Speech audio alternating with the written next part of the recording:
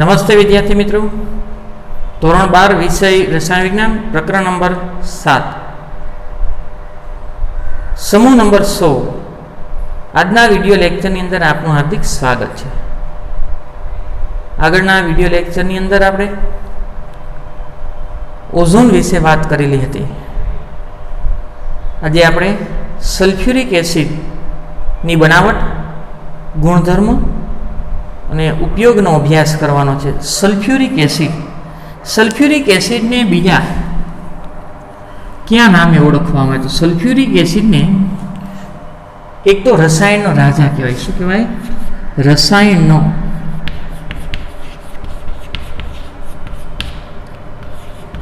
રાજા તરીકે પણ ઓળખવામાં આવે છે। બીજું, ઓઇલ ઓફ વિટ્રિયોલ,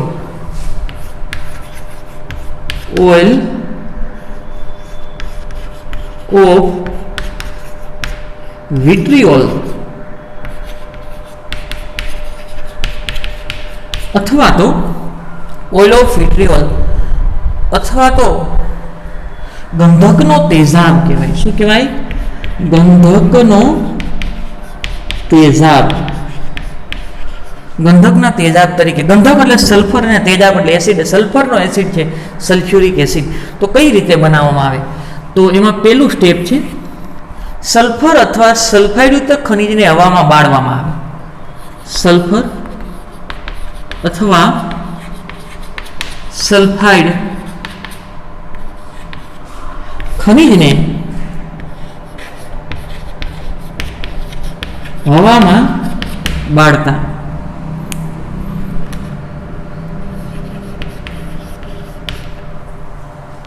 તો સલ્ફર છે એને હવામાં બાળવામાં આવે તો એનું રૂપાંતર શેમાં થાય? SO2। શેમાં રૂપાંતર થાય? SO2। અથવા સલ્ફાઇડયુક્ત ખનિજ હોય FeS2, એને જો હવામાં બાળવામાં આવે તો એનું રૂપાંતર કેમાં થાય? Fe ના ઓક્સાઇડમાં ફેરવાય Fe2O3, સલ્ફર એના ઓક્સાઇડમાં ફેરવાય SO2।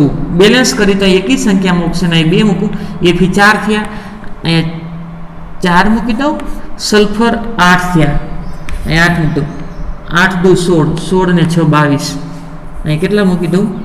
11, 11 દુ 22। તો સલ્ફર અથવા સલ્ફાઇડયુક્ત ખનિજ હવામાં બાળવામાં આવે તો SO2 ઉત્પન્ન થાય। પછી બીજું સ્ટેપ V2O5, વેનેડિયમ પેન્ટોક્સાઇડ ઉદ્દીપકની હાજરીમાં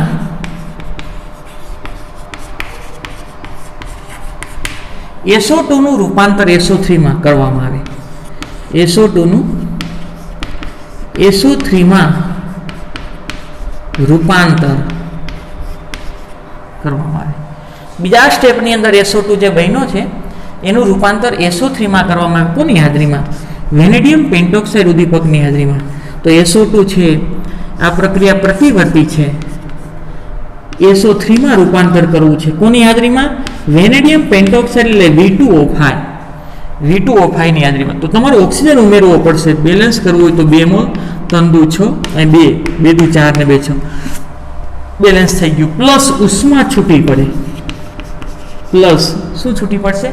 ઉષ્મા છૂટી પડે। ત્યારબાદ ત્રીજું સ્ટેપ છે આ SO3 મળ્યું એને સાંદ્ર H2SO4 માં અવશોષણ કરવામાં આવે। SO3 H ને સાંદ્ર H2SO4 માં અવશોષણ કરી વોલ્યુમમાં રૂપાંતર કરવામાં આવે।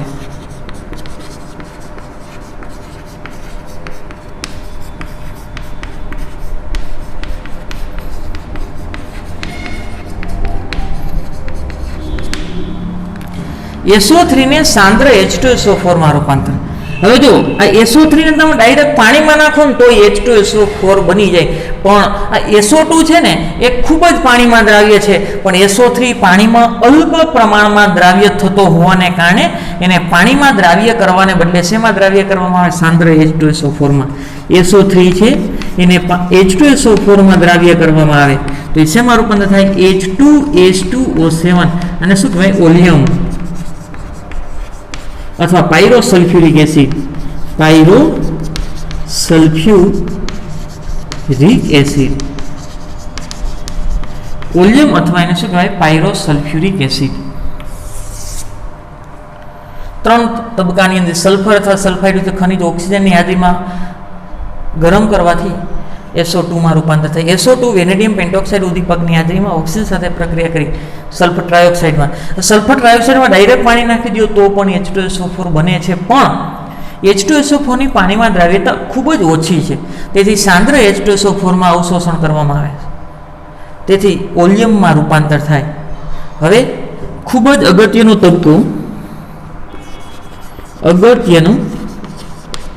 તબક્કો SO2 માંથી SO3 માં રૂપાંતર છે.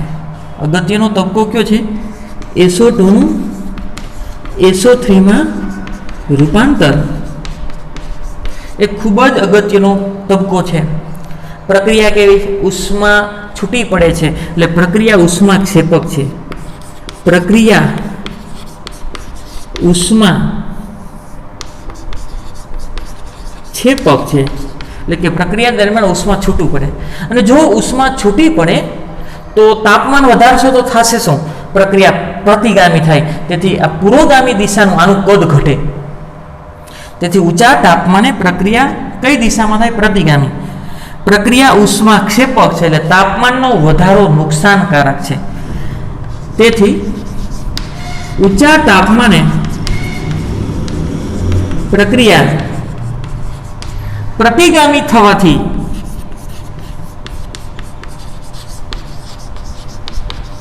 જો તાપમાન વધતું હોય તો ફાયદો શું કરે? તાપમાનનો ઘટાડો. પણ હું તાપમાન વધારું તો પ્રતિગામી થાય, તો પુરોગામી એટલે કે SO3 નું કદ ઘટે. પ્રતિગામી થવાથી પુરોગામી પ્રક્રિયાનું કદ શું થાય? ઘટે છે. પુરોગામી દિશાનું કદ ઘટે એટલે કે SO3 નું ઉત્પાદન ઘટે, અને જો SO3 નું ઉત્પાદન ઘટે તો સલ્ફ્યુરિક એસિડનું ઔદ્યોગિક ઉત્પાદન શું થશે? ઘટશે. તેથી અનુકૂળ પરિસ્થિતિ કઈ આપવામાં આવે છે? અનુકૂળ પરિસ્થિતિ કઈ અનુકૂળ પરિસ્થિતિ આપવામાં? તેથી આ પ્રક્રિયા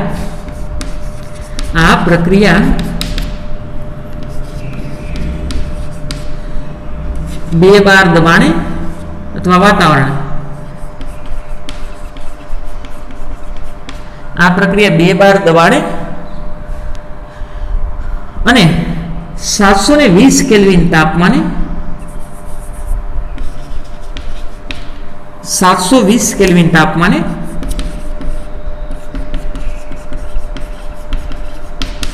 V2O5 ઉદ્દીપક ની હાજરીમાં કરવામાં આવે. અનુકૂળ પરિસ્થિતિ આ છે.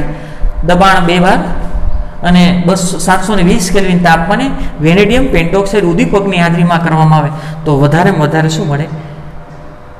સલ્ફ્યુરિક એસિડ મળે. હવે આ જે ઓલિયમ મળ્યું છે, ઓલિયમ એની અંદર જરૂરી પ્રમાણમાં પાણી ઉમેરવાથી જરૂરી સાંદ્રતાવાળો H2SO4 મેળવી શકાય. H2SO4 H2S2O7 માં પાણી ઉમેરવાથી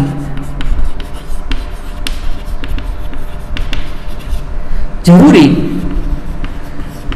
સાંદ્રતાવાળો અથવા મંદ કરવામાં આવે તો સાંદ્રતાવાળો H2SO4 મેળવી શકાય. H2SO4 મળે.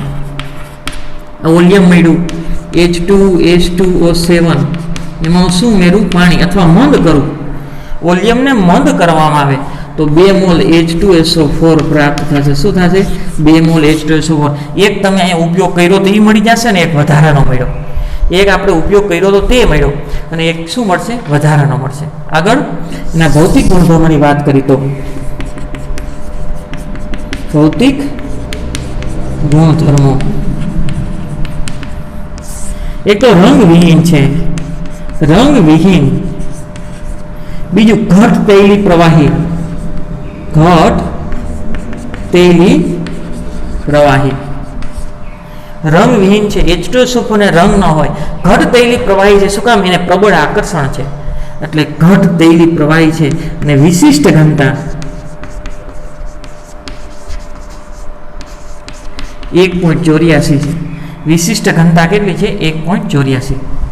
આગળ એને પાણીમાં ઉમેરવામાં આવે ત્યારે પાણીમાં ઉષ્મા ઉત્પન્ન થવાની સાથે દ્રાવ્ય થાય છે.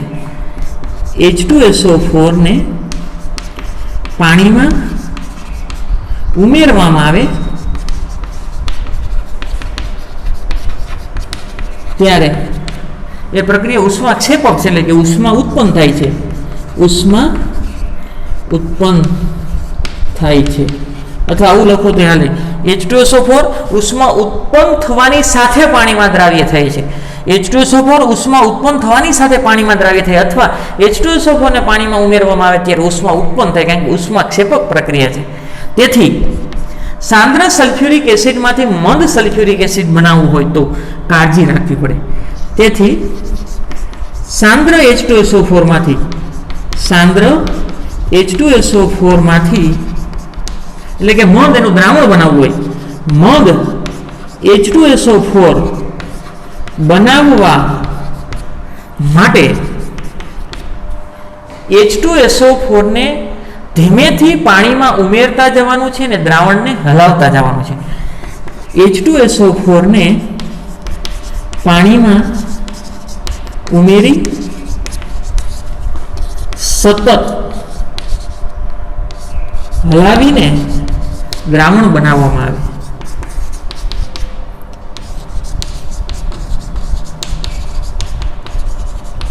એટલે ધ્યાન રાખજો ખાસ. H2SO4 છે એને તમે પાણીમાં ઉમેરો તો ઉષ્માક્ષેપક પ્રક્રિયા છે, ઉષ્મા છૂટી પડે તો એસિડ બહાર આવશે, ઉછળી અને દાજી જવાય છે. જેવી રીતે તેલ, ગરમ તેલની અંદર પાણી પડે અને જે તેલ બહાર ઉછળીને આવે દાજી જવાય, એવી રીતે H2SO4 સાંદ્ર હોય તો એની અંદર જો પાણી પડશે તો પણ દાજી જવાય. તો ધ્યાન રાખવું કે સાંદ્ર H2SO4 માંથી H2SO4 નું દ્રાવણ એટલે કે મંદ દ્રાવણ બનાવવું હોય તો પાણીમાં H2SO4 ઉમેરવાનો છે, નહીં કે H2SO4 માં પાણી. H2SO4 એમાં પાણી નથી ઉમેરવાનું, પાણીમાં H2SO4 ઉમેરવાનો છે. પાણીમાં H2SO4 ઉમેરું ધીમે ધીમે અને દ્રાવણને શું કરતો જાઉં? હલાવતો જાઉં, જેથી કરીને ઓછા પ્રમાણમાં ઉષ્મા છૂટી પડે. રંગવિહીન છે, ઘટ તૈલી પદાર્થ છે, વિશિષ્ટ ઘનતા 1.84 છે. H2SO4 ને પાણીમાં ઉમેરવામાં આવે ત્યારે ઉષ્મા ઉત્પન્ન થાય છે. તેથી સાંદ્ર H2SO4 માંથી H2SO4 નું દ્રાવણ બનાવતી વખતે H2SO4 ને પાણીમાં ઉમેરી દ્રાવણને સતત શું કરતા રહેવાનું? હલાવતા રહેવાનું છે. આ પરિસ્થિતિ ખાસ યાદ રાખજો. અગત્યનું સ્ટેપ કયું છે? SO2 માંથી SO3 એ પ્રતિવર્તી પ્રક્રિયા છે, ઉષ્માક્ષેપક છે. તાપમાન વધારો તો પ્રતિગામી થાય તો આનું કદ ઘટે, તેથી તાપમાન પણ નીચું રાખવું જરૂરી છે. તો અનુકૂળ પરિસ્થિતિ કઈ છે? 2 બાર દબાણ 720 કેલ્વિન તાપમાને વેનેડિયમ પેન્ટોક્સાઇડ ઉદ્દીપક. ઓલિયમ મળ્યું, ઓલિયમમાં જરૂરી પ્રમાણમાં પાણી ઉમેરો તો જરૂરી સાંદ્રતા વાળો શું મળશે? H2SO4. આગળનો ટોપિક છે રાસાયણિક ગુણધર્મો.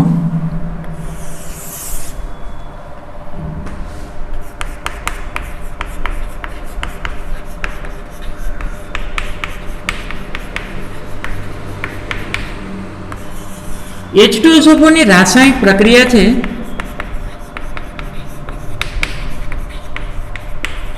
ચાર બાબત પર આધાર રાખે.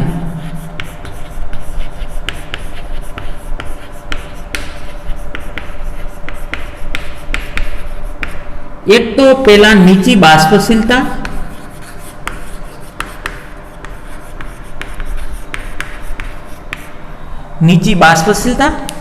બીજું પ્રબળ એસિડિક વલણ,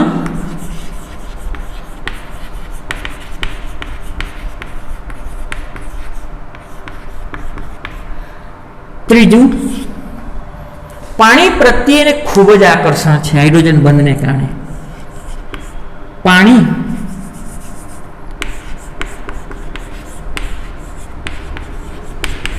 પ્રબળ આકર્ષણ, અને ચોથું કારણ છે પ્રબળ ઓક્સિડેશન કરતા વલણ. પ્રબળ ઓક્સિડેશન કરતા વલણ અથવા લક્ષણ. એક તો રાસાયણિક પ્રક્રિયા માટે નીચી બાષ્પશીલતા કારણ છે, બીજું પ્રબળ એસિડિક વલણ છે, પાણી પ્રત્યે પ્રબળ આકર્ષણ છે, અને ઓક્સિડેશન કરતા એ ક્યારેય રિડક્શન કરતા તરીકે ન વર્તે, કારણ કે એનો ઓક્સિડેશન આ +6 છે. મહત્તમ છે તો નીચો ક્યારેય ન થાય, તો રિડક્શન ક્યારેય અનુભવે જ નહીં. સોરી, ઊંચો ક્યારેય એનાથી ઊંચો ન થાય, તો ઓક્સિડેશન ક્યારેય ન થાય, એનું હંમેશા રિડક્શન જ થતું હોય, એટલે ઓક્સિડેશન કરતા તરીકે વર્તે. એમાં પેલો મુદ્દો છે આયનીકરણના તબક્કા.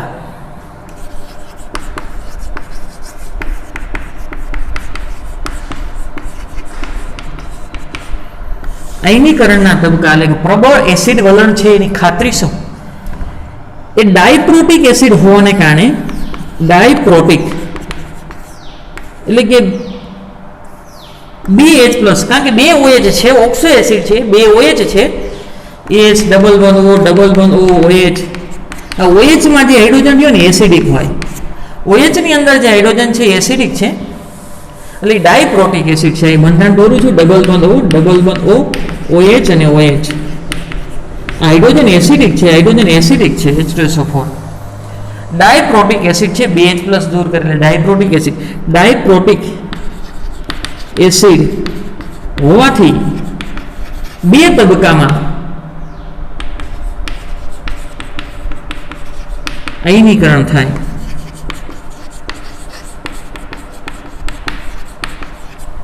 આ H2SO4 છે, એને પાણીમાં ઉમેરવામાં આવે તો શરૂઆતમાં એક H+ આપે તો આ H3O+ બન્યું, અને બીજું શું બનશે? HSO4-.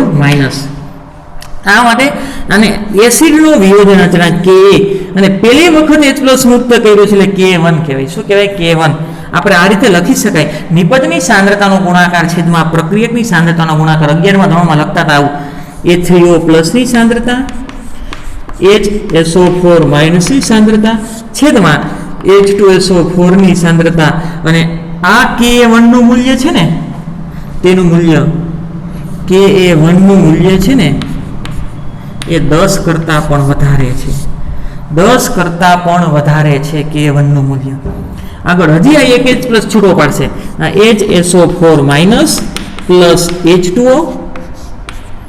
આ પ્રતિવર્તી નહીં થાય, પ્રબળ એસિડ છે એટલે એક H+ આને આપી દો તો H3O+, અને બીજું શું મળશે? SO4-.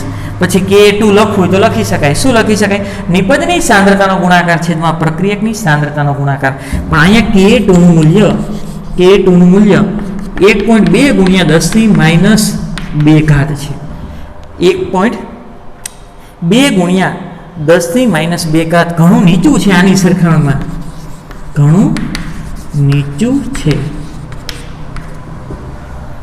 હવે આના ઉપરથી લખી શકાય કે Ka1 નું મૂલ્ય મોટું હોવાથી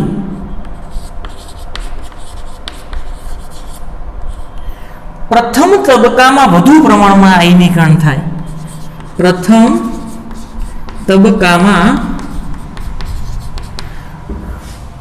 વધુ પ્રમાણમાં આયનીકરણ થાય.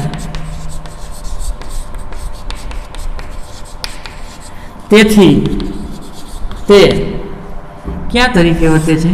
પ્રબળ એસિડ તરીકે વર્તે. તેથી તે પ્રબળ એસિડ તરીકે વર્તે છે. હવે 2 H+ આપે છે, પેલો H+ મુક્ત થાય અને પ્રથમ આયનીકરણ અચળાંક Ka1 કહેવાય, અને બીજો H+ મુક્ત થાય અને K2 કહેવાય. તો 1.2 ગુણ્યા 10 - 2 ઘાત ઘણું નીચું છે. તો Ka1 નું મૂલ્ય એની સરખામણીમાં ઘણું વધારે છે. તેથી પ્રથમ તબક્કાની અંદર વધારે આયનીકરણ થાય છે. તો અહીંયા જેટલા H3O+ હશે ને એના કરતાં H3O+ વધારે હશે, અને જેમ H3O+ વધારે એમ એસિડની પ્રબળતા વધારે. એટલે આ ગુણધર્મ સાબિત થાય છે કે પ્રબળ એસિડિક વલણ ધરાવે છે. બીજો ગુણધર્મ છે નીચી બાષ્પશીલતા. નીચી બાષ્પશીલતા કોને કારણે છે? પ્રબળ હાઇડ્રોજન બંધને કારણે.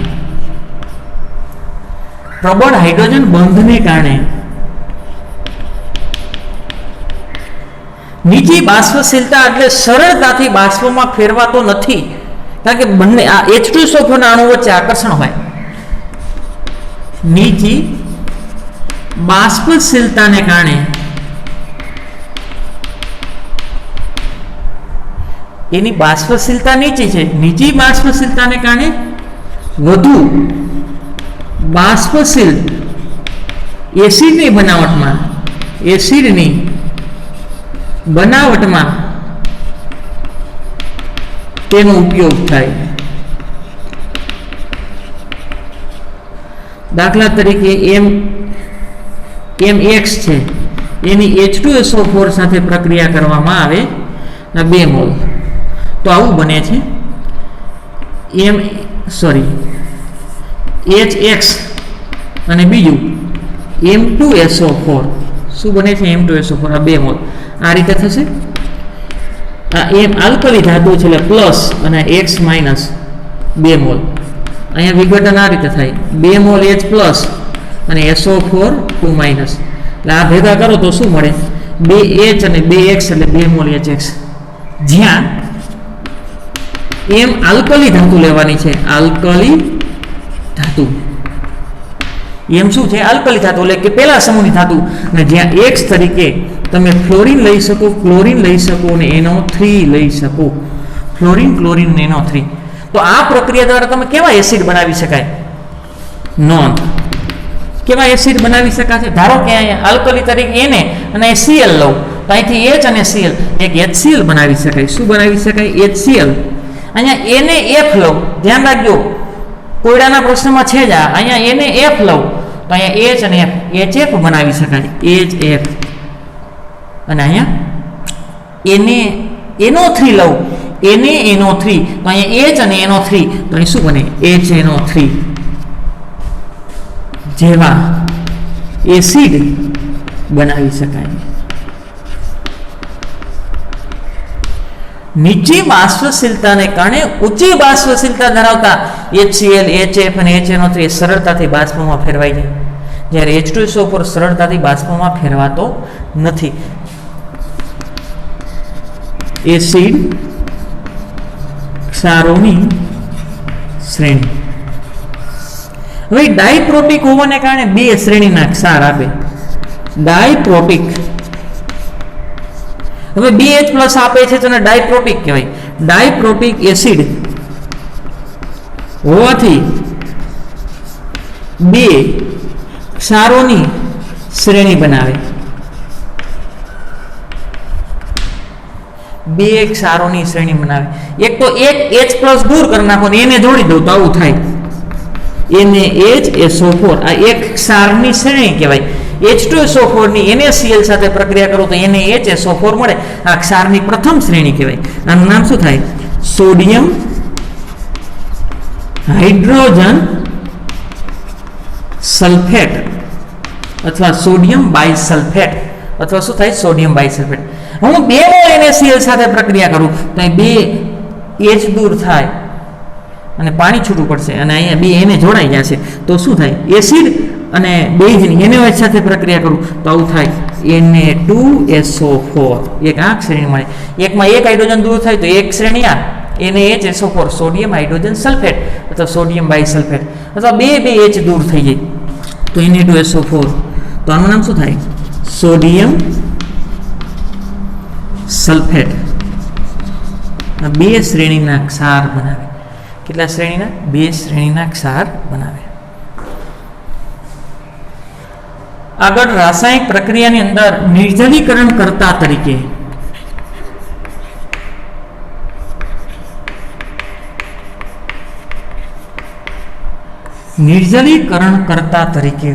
એ વર્તે છે. પાણી પ્રત્યે ખૂબ જ આકર્ષણ ને કારણે પાણી પ્રત્યે ખૂબ જ આકર્ષણ છે. પાણી પ્રત્યે ખૂબ જ આકર્ષણને કારણે એ નિર્જલીકરણ કરતા તરીકે વર્તે.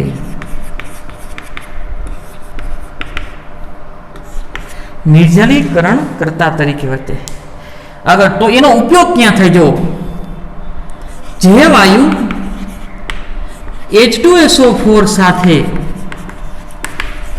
પ્રક્રિયા કરતા નથી, કોણ ન કરે?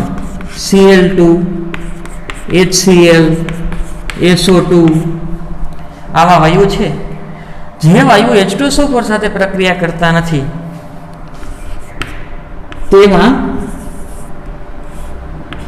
તેમાંથી ભેજ દૂર કરવા તેને સાંદ્ર H2SO4 માંથી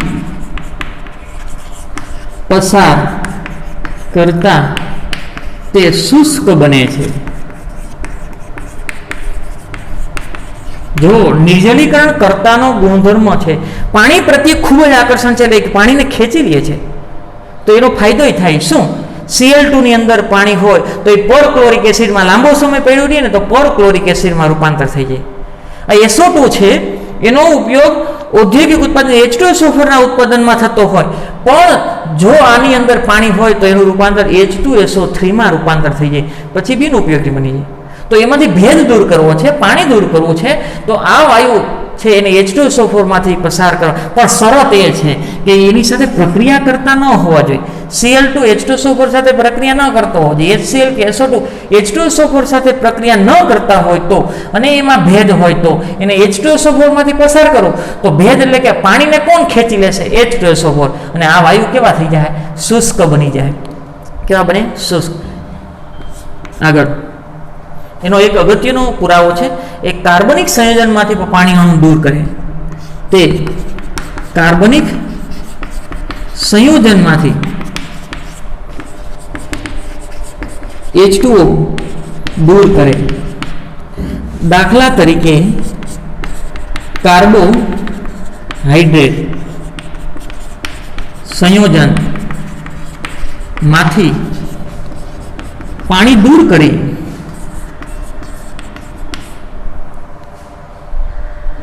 તેને બાળી અને કાળો પાડી દે છે. દૂર કરી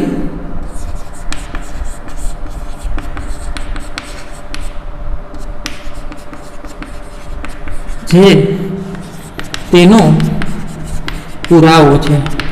એ પાણી શર્કરાનું ઉદાહરણ લઈ લો. કાર્બન, હાઇડ્રોજન, ઓક્સિજન 12, 22, 11 શર્કરા છે. શું છે? શર્કરા અથવા સાકર અથવા કયો ખાંડ, જે કયો તે એનું સૂત્ર છે. આ કાર્બોહાઈડ્રેટ છે. સંયોજનમાંથી પાણીનો અણુ દૂર, આમાં સાંદ્ર H2SO4 નો ઉપયોગ કરો ને, સાંદ્ર H2SO4, તો આવું થાય છે. 11 ઓક્સિજન ને 22 હાઇડ્રોજન, તો 11 મોલ પાણી છૂટું પડી જાય, અને 12 મોલ કાર્બન. ને કાર્બનનો રંગ કેવો હોય? કાળો. કાર્બનનો રંગ કેવો હોય? કાળો. તો આવું થઈ છે. કાર્બોહાઈડ્રેટ સાંદ્ર H2SO4 એમાંથી પસાર કરવું તો આમાંથી જેટલું પાણી છે ને એ ખેંચી લે છે. હવે પાણી ખેંચી લે તો કોનો પુરાવો થયો? નિર્જલીકરણ કરતા પાણી પ્રત્યે, અને પાણી પ્રત્યે ખૂબ જ આકર્ષણ છે. આમાંથી પાણીના અણુને ખેંચી લે છે તો કાર્બન ઉત્પન્ન થાય છે, અને કાર્બન છે એ રંગ કેવો હોય? કાળો. કાળો પાડી દે છે. બાળીને ખાંડને બાળી અને કેવો પાડી દે છે? કાળો પાડી દે. જે નિર્જલીકરણ કરતાનો એક અગત્યનો શું છે? પુરાવો. આગળ ગરમ સાંદ્ર H2SO4, ગરમ સાંદ્ર H2SO4 એ ઓક્સિડેશન કરતા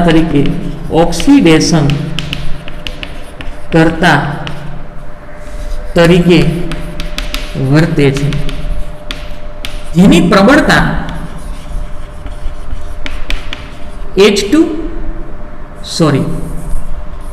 A3PO4 અને HNO3 ની વચ્ચેની છે. હાલ ઓક્સિડેશન કરતા તરીકેની પ્રબળતા. હવે અહીં ઓક્સિડેશન કરતા તરીકેની પ્રબળતા તમારે ઓક્સિડેશન આધારિત જોવાની નથી. જુદા જુદા તત્વો છે, અને જો જુદા તત્વો ન હોય તો એક જ સરખા તત્વો હોય તો જેનો ઓક્સિડેશન આંક વધારે એ ઓક્સિડેશન કરતા તરીકેની પ્રબળતા વધારે. અહીંયા ઓક્સિડેશન કરતા તરીકેની પ્રબળતા HNO3 ની વધારે થાય. HNO3 ની વધારે. ત્યારબાદ H2SO4 અને ત્યારબાદ A3PO4 ઓક્સિડેશન આ જુદા છે. જોજો આનો +5 છે પણ એની સાથે કાંઈ લેવા દેવા નથી. આ +6 છે અને આ +5 છે, એની સાથે લેવા દેવા નથી. આ ઓક્સિડેશન કરતાનો ગુણધર્મ છે એ જુદા તત્વો છે એટલે ઓક્સિડેશન આધારિત નથી, એ ધ્રુવીયતા ઉપર આધારિત છે. આની ધ્રુવીયતા વધારે છે નાઇટ્રોજનની, પછી ઓછી આની છે ને એનાથી ઓછી આની. ધ્રુવીયતા વધારે છે એટલે ઓક્સિડેશન કરતા તરીકેની પ્રબળતા એની વધારે થશે. આ 2013ની અંદર જી અથવા નીટમાં પૂછાઈ ગયો, મને બહુ ખાસ ખ્યાલ નથી, 4 માર્કની અંદર ઓક્સિડેશન કરતાના પ્રબળતામાં ગોઠવો તો એટલું યાદ રાખજો, જો એક જ સરખા તત્વો હોય તો જેનો ઓક્સિડેશનાંક ઊંચો એની ઓક્સિડેશન કરતા તરીકેની પ્રબળતા વધારે, પણ જુદા જુદા હોય તો ધ્રુવીયતા ચેક કરવી, જેની ધ્રુવીયતા વિદ્યુત ઋણતા વધારે એનો ઓક્સિડેશન કરતા તરીકેની પ્રબળતા વધારે થાય. આગળ H2SO4 એ ધાતુ અને અધાતુ નું ઓક્સિડેશન કરે છે.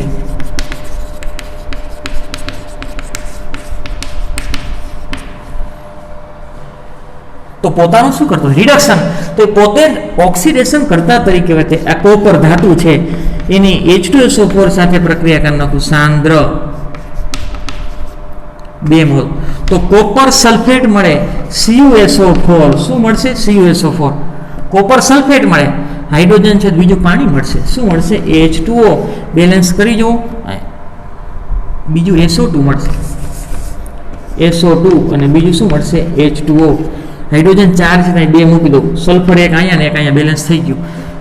ઓક્સિજન 4 2 8, 4 5 6 7 ને 8 બેલેન્સ થઈ ગયું. આગળ કાર્બન જો 2 મોલ H2SO4 સાથે પ્રક્રિયા કરે સાંદ્ર, તો અહીંયા કાર્બનનો ઓક્સાઇડ મળે CO2, બીજું મળશે સલ્ફરનો ઓક્સાઇડ SO2 અને ત્રીજું શું મળશે? પાણી. ત્રીજું શું મળશે? પાણી. એ 2 મોલ સલ્ફર છે ત્યાં 2 મૂકી દો, 4 હાઇડ્રોજન છે ત્યાં 2 મૂકી દો, થઈ ગયું. અને આગળ એની પ્રક્રિયા સલ્ફર સાથે અધાતુ સાથે, આ ધાતુ છે આ બંને અધાતુ છે, અધાતુ અને આ ધાતુ, ધાતુ અને અધાતુ બંને સાથે પ્રક્રિયા કરે ત્યારે ઓક્સિડેશન કરે છે સામેવાળાનું. H2SO4 સાંદ્ર 2 મોલ, સલ્ફર એના ઓક્સાઇડમાં ફેરવાય SO2, સલ્ફર એના ઓક્સાઇડમાં ફેરવાય SO2, અહીંયા 2 અને 1 એટલે 3 મોલ, અને હાઇડ્રોજન 4 છે તો 2 મોલ પાણી, 2 મોલ પાણી. અહીંયા ચેક કરી લઈ, એ સલ્ફરનો ઓક્સિડેશન આ કેટલો છે? +4, સોરી +6. અહીં સલ્ફરનો કેટલો છે? +4. ઓક્સિડેશન આંકમાં શું થયું છે? ઘટાડો, એટલે રિડક્શન થયું છે. તો એ કયા તરીકે વર્તે? ઓક્સિડેશન. બધાની અંદર H2SO4 છે ઓક્સિડેશન કરતા તરીકે વર્તે છે.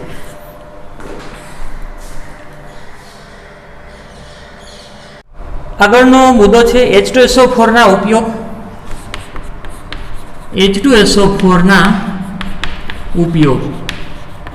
હવે એનો રસાયણનો રાજા શું કામ કહેવાય? એનો ઉપયોગ ખૂબ જ પ્રમાણમાં થાય છે જુદા જુદા ક્ષેત્રની અંદર. એક તો તેનો ઉપયોગ રાસાયણિક ખાતરમાં થાય,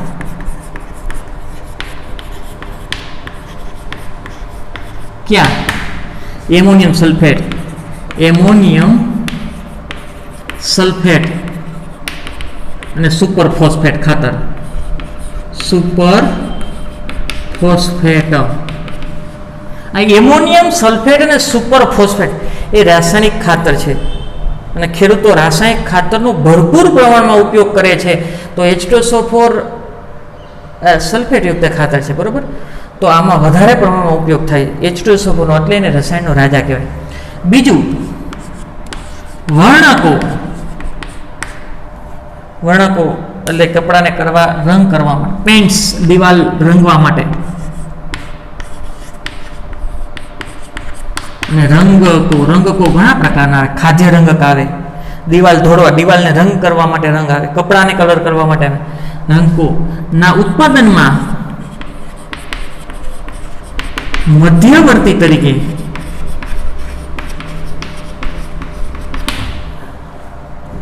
આગળ પ્રક્ષાલકોના ઉત્પાદનમાં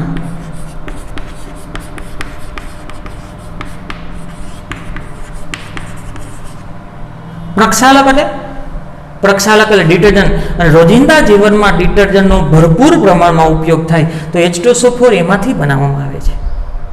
બીજા સાથે બીજા મટીરિયલ હોય તો આ વધારે પડતું વપરાય છે તો એમાં H2SO4 નો ઉપયોગ થાય છે, એટલે એને રસાયણનો રાજા કહેવામાં આવે. ગંધકનો તેજાબ, ગંધક એટલે સલ્ફર અને તેજાબ એટલે એસિડ, અને ઓઇલ ઓફ વિટ્રિયોલ એ બીજી ભાષાનો શબ્દ છે, ગ્રીક અથવા લેટિન ભાષાનો શબ્દ છે. પ્રક્ષાલક ઉદ્યોગ, પ્રક્ષાલકના ઉત્પાદનમાં પ્રક્ષાલક એટલે ડિટર્જન્ટ, અને ધાતુ કર્મવિધિમાં ધાતુ કર્મવિધિ, ધાતુ કર્મવિધિમાં એટલે કે અશુદ્ધ ધાતુમાંથી શુદ્ધ ધાતુ મેળવવાની સંપૂર્ણ પ્રક્રમને શું કહેવાય? ધાતુ કર્મવિધિ. અશુદ્ધ ધાતુમાંથી શુદ્ધ ધાતુ મેળવવાની સંપૂર્ણ પ્રક્રમને શું કહેવાય? ધાતુ કર્મવિધિ. એનું આખું ચેપ્ટર છે ધાતુનું અલગીકરણ.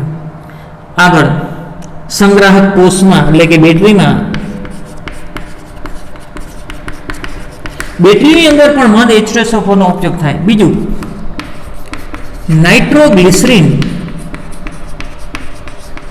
ગ્લિસરીન એનું જો નાઇટ્રેશન કરવું હોય ને તો HNO3 અને H2SO4 ની જરૂર પડે, અને વિસ્ફોટક પદાર્થ, તો વિસ્ફોટક પદાર્થની બનાવટમાં પણ H2SO4 નો ઉપયોગ થાય, નાઇટ્રોગ્લિસરીનની બનાવટમાં.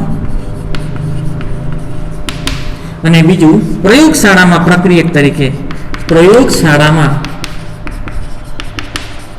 પ્રક્રિયક તરીકે જો જેમાં ઉપયોગ થાય છે ને એ પાછો મહત્તમ ઉપયોગ થાય છે. રાસાયણિક ખાતર એનો મહત્તમ ઉપયોગ થાય તો H2SO4 નો ઉપયોગ એમાં થાય છે. રંગકો, પેઇન્ટ્સ, વર્ણકો, પ્રક્ષાલક, ડિટર્જન્ટ, ધાતુ કર્મવિધિ, લેડ સંગ્રાહક કોષ એટલે બેટરીમાં અને પ્રયોગશાળામાં પ્રક્રિયક, આ બધાનો ઉપયોગ મહત્તમ થાય છે તો H2SO4 નો ઉપયોગ ખૂબ જ વિપુલ પ્રમાણમાં, વધારે પ્રમાણમાં થાય, માટે એને શું કહેવામાં આવે? રસાયણનો રાજા.